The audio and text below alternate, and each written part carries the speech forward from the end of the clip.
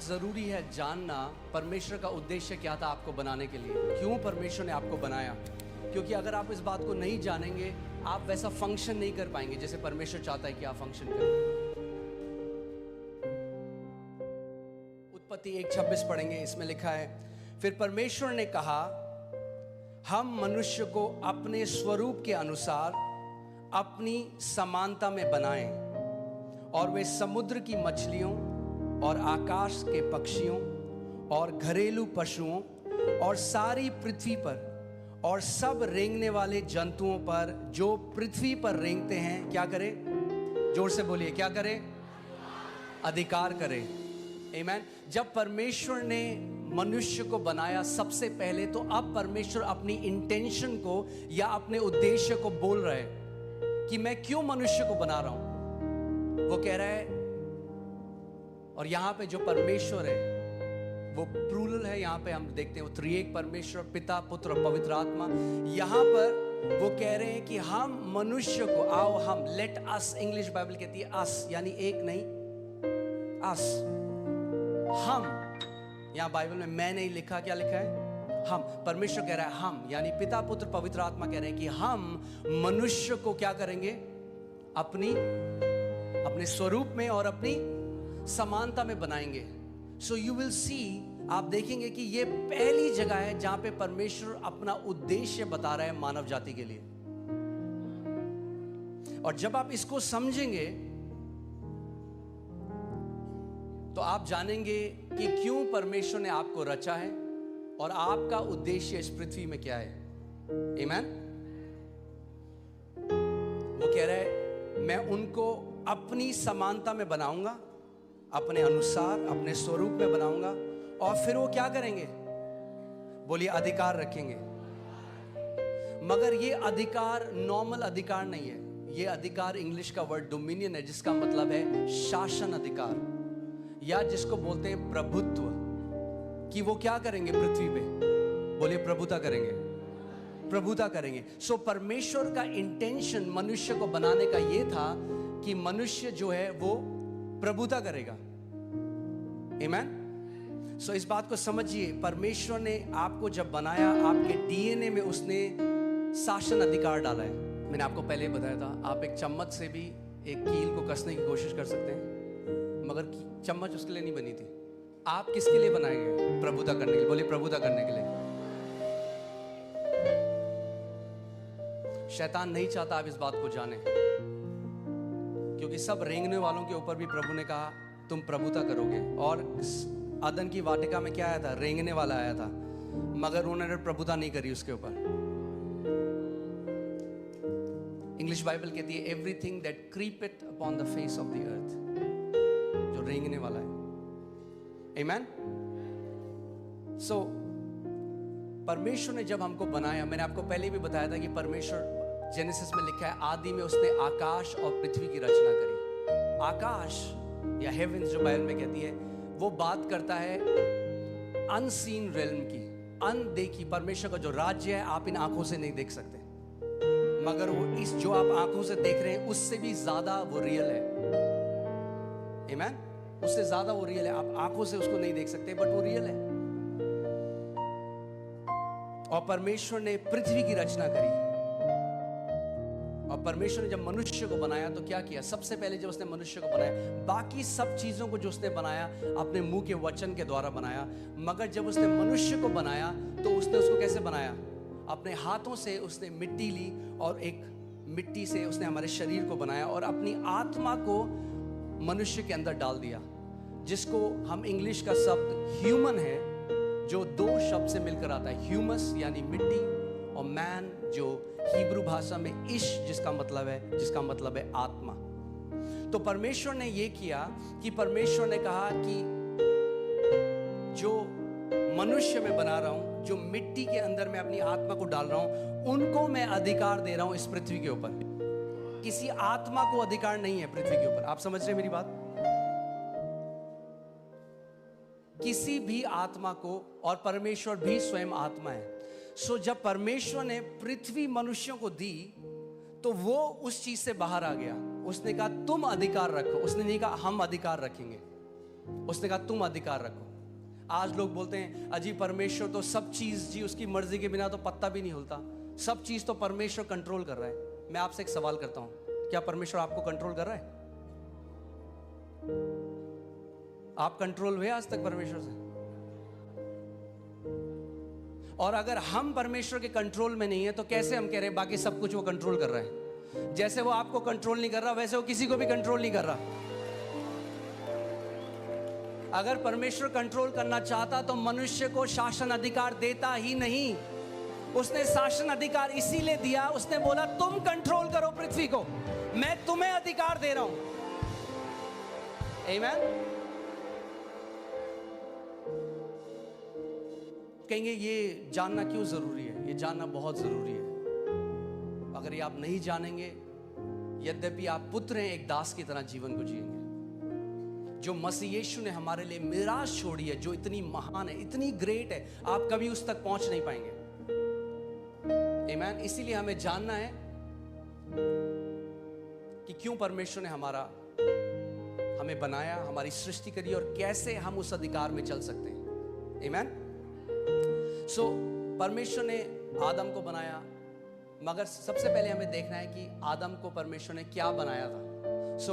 लूका 3:38 जब आप पढ़ेंगे उसमें लिखा है इससे ये आया, इससे ये आया, इसने इसको पुत्र को जना, इसने इसको जना, और वह एनोश का, और वह शेत का, यानी एनोश शेत का, और वह आदम का, यानी शेत आदम का, और वह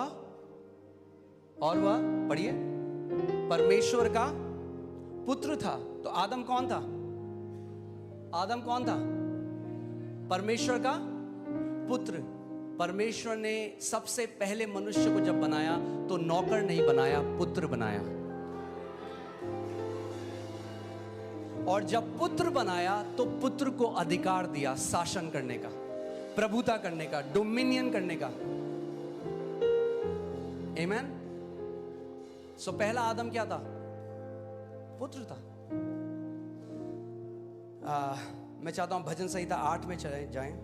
भजन संहिता 8, उसकी मैं 4 अध्याय से पढ़ूंगा, आप इसको ध्यान से सुनिएगा।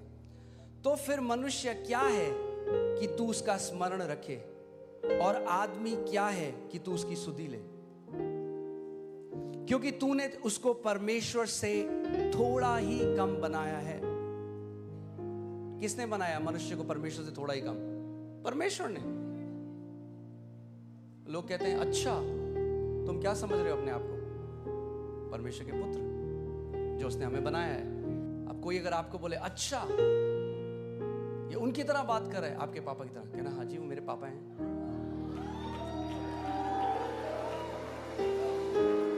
आमीन। मैं इसको दोबारा पढ़ता हूं, ध्यान से सुनिए। तो फिर मनुष्य क्या है कि तू उसका स्मरण रखे, और आदमी क्या है कि तू उसकी सुधि ले, क्योंकि तूने उसको परमेश्वर से थोड़ा ही कम बनाया है। थोड़ा ही कम बनाया है। आमीन। हालेलुया। और महिमा और प्रताप का मुकुट उसके सिर पर रखा है। क्या किया परमेश्वर ने?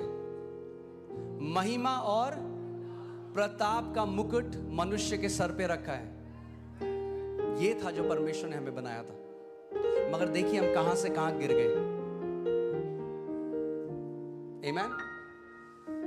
कई लोग कहते हैं हम बंदर से आए हैं। अब उनका मुझे नहीं पता, हम तो परमेश्वर से आए हैं। हम जू से नहीं, हम स्वर्ग से आए हैं। आमीन। हालेलुया। अब देखिए उसके बाद परमेश्वर ने क्या किया।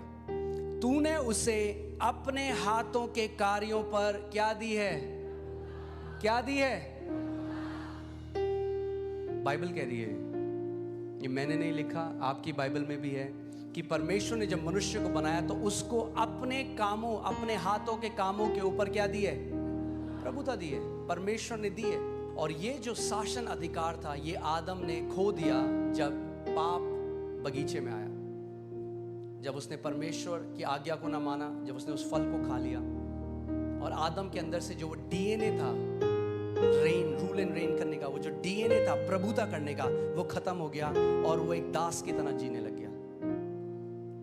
और जब प्रभु यीशु मसीह आया तो जो पुत्र था, ध्यान से सुनिएगा, जो पुत्र था उसने पुत्र का अधिकार खो दिया। सुन रहे हैं आप? मगर जब प्रभु यीशु मसीह आया तो सबसे पहले उसने हमें क्या दिया? जब हम यीशु को ग्रहण करते हैं, यूहन्ना 1:12 लगाइए, और मैं चाहता हूं हम सब साथ मिलकर इसको पढ़ेंगे। रेडी हैं आप लोग? यूहन्ना 1:12 देखते हैं बाइबल क्या कहती है। परंतु जितनों ने उसे ग्रहण किया उसने उन्हें परमेश्वर की संतान होने का अधिकार वापस दे दिया।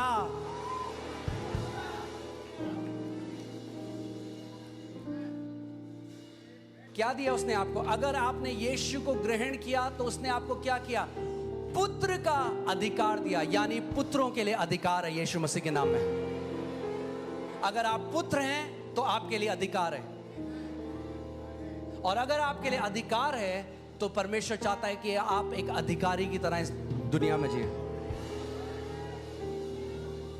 देखो, मैंने तुम्हें सांपों को और बिच्छुओं को रौंदने का, हालेलुया, परमेश्वर ने पूरे चर्च को, अपनी देह को, जो परमेश्वर की संतान है, उनको सांपों और बिच्छुओं को रौंदने का अधिकार दे दिया।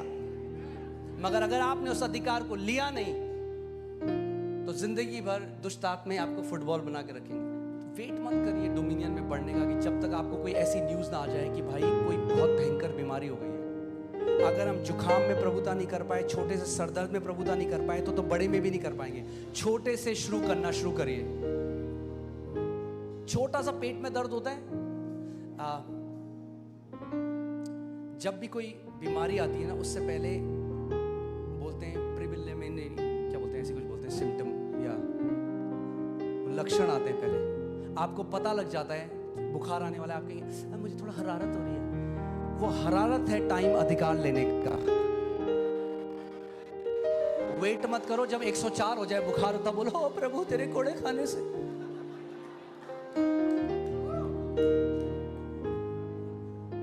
आपने देखा है कभी आपकी, फिर से वही उदाहरण दे रहा हूँ, आपके कपड़ों में कोई दाग लग गया या कोई इंक लग गई, उसी टाइम बहते पानी के नीचे डालिए, जो एकदम निकल जाएगा।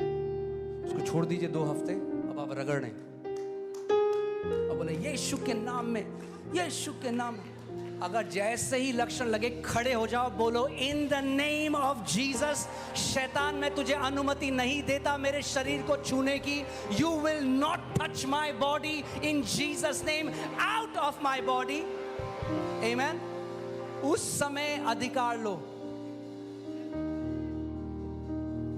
अरे पास्टर ज्यादा कुछ, थोड़ा सा थायराइड है, हाँ ठीक है रख लो, फिर थोड़ा सा खाते रहो दवाइयां पूरे सब। मैं आपको कंडेम नहीं कर रहा हूं, प्लीज मेरा हार्ट समझिए। क्यों रखो थोड़ा सा भाई? मैं बोलूं मैंने आपके लिए बहुत बढ़िया केक बनाया, थोड़ा सा जहर डाला, थोड़ा सा खा लो। खाओगे आप? बोलो थोड़ा सा नहीं चलता। मेरी देह पवित्र आत्मा का मंदिर है और कोई बीमारी इसमें उसको महिमा नहीं देती। आप जानते हैं आदन के बगीचे में एक सांप आया था ईव के पास, आज भी आता है आपके पास, मगर अब प्रभु यीशु मसीह ने आपको सांपों को और बिच्छुओं को रौंदने का अधिकार दिया है।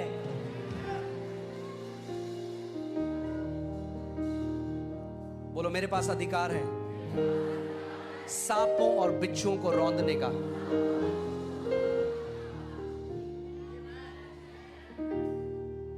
आगे बढ़ते हैं।